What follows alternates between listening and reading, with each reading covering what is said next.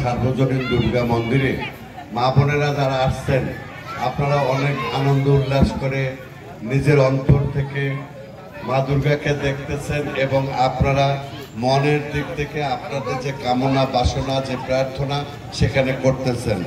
আপনাদের এই কাজটা করতে গিয়ে কোথাও কোনো সমস্যা হয়েছে? আচ্ছা, আমাদের ওই একটা ছোট্ট মামনি ওরা নাচ করছে এতক্ষণ, নাচটা ভালো ছিল না খারাপ ছিল? যে ভালো কাজ করে তাকে একটু ধন্যবাদ জানা দরকার না? আমরা তালি না দিয়ে একটু কি করে একটু তালি দেই যে তার নাচটা সুন্দর হয়েছে, তালি দিই।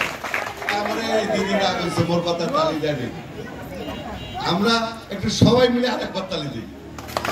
না, তোমার নাচটা সুন্দর হয়েছে, তুমি অনেক ভালো সবাইকে আনন্দ উল্লাস দিয়েছ। আমি বেশি কথা বলবো না, আমি শুধু একটি কথা বলতে চাই যে আমাদের দল হচ্ছে বাংলাদেশ জাতীয়তাবাদী দল। আমাদের নীতি আদর্শ হচ্ছে বাংলাদেশি জাতীয়তাবাদ। আমাদের এই বাংলাদেশি জাতীয়তাবাদের উদ্দেশ্য হচ্ছে যে এই বাংলাদেশের চতুর্দিকে যে ভূখণ্ড আছে 1,43,000 বর্গ কিলোমিটারে, এখানে হিন্দু থাকবে, বৌদ্ধ থাকবে, খ্রিস্টান থাকবে, সকল ধর্মের মানুষ সমান সুযোগ সুবিধা ভোগ করবে। এই বাংলাদেশি জাতীয়তাবাদের প্রথম উদ্দেশ্য হচ্ছে যেখানে পাহাড়ে লোক থাকবে, সমতলে লোক থাকবে, দ্বীপে লোক থাকবে, তারা সবাই সমান সুযোগ সুবিধা ভোগ করবে। বাংলাদেশি জাতীয়তাবাদের উদ্দেশ্য হচ্ছে এখানে মগ থাকবে, মুরং থাকবে, চাকমা থাকবে, মারমারা থাকবে, গারো থাকবে, সাঁওতাল থাকবে, বিভিন্ন নির্দিষ্টের লোক থাকবে, কিন্তু মানুষ হিসেবে সবাই সমান সুযোগ সুবিধা ভোগ করবে। এই আদর্শ নিয়ে আমাদের শহীদ রাষ্ট্রপতি জিয়াউর রহমান যে দল তৈরি করেছে সেটার নাম হচ্ছে বাংলাদেশ জাতীয়তাবাদী দল। এই দলের যিনি প্রধান, এখন বিএনপির ভারপ্রাপ্ত চেয়ারম্যান হচ্ছে তারেক রহমান। তারেক রহমান ঘোষণা করেছে যে ধর্ম যার যার, এই রাষ্ট্রটা সবার। তারেক রহমান বলেছে আমরা তার ক্ষুদ্র কর্মী হিসেবে আমরা যেন আপনাদের কাছে আসি, আপনাদের এই দুর্গা পূজা, আপনাদের এই বড় পূজা, এই পূজার সময় আপনার জন্য নির্বিঘ্নে পূজা পালন করতে পারেন। আপনার মনের যে বাসনা, আপনার মনের যে চাওয়া, সেটা যেন সেই জনের কাছে আপনি যেতে পারেন, সেটা যেন নির্বিঘ্নে হয়, নির্ভয় হয়, সুন্দরভাবে হয়, সামর্থ্য অনুযায়ী হয়, সেটি আমরা দেখার চেষ্টা করতেছি। আপনারা বলেন তো, আপনাদের মধ্যে এই যে পূজা মণ্ডপে ঘোরাঘুরি, যাওয়া আসা বা এখানে কি কোনো প্রকার সমস্যা হয়েছে? কারণ আমরা মনে করি যে যদি আপনি আপনার ধর্ম সঠিকভাবে পালন করেন তাহলে আপনি কোনো মানুষের অন্যায় করতে পারেন না। কোনো ধর্মে কোনো হিংসার কথা নাই, কোনো ধর্মে কোনো বিদ্বেষের কথা নাই, কোনো ধর্মে মানুষের মনে আঘাত দেওয়ার কথা নাই।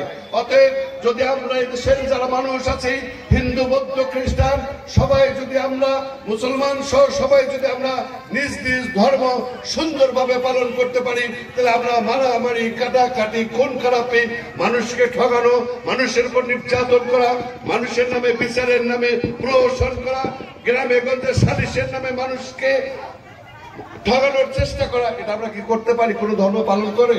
অতএব আপনাদের এই ধর্ম আপনারা সুষ্ঠুভাবে পালন করেন।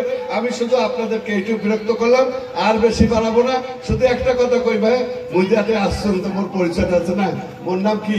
রুহুল আমিন। মোর নাম রুহুল আমিন। মুই এখন মার্কা চান সে ধানের শেষ তারেক রহমান ভাই যদি আমাকে দেয় তাহলে আমি এমপি নির্বাচন করব। তো মোর মার্কাটার কথা আরেকবার কয়া যাক। মার্কাটা কি ভাই? ওই পেছনের আপার ঘর কর নেই, বুঝান ও বুঝান মার্কাটা কি? সবাই বলো ও ভাইয়া, মার্কাটা কি?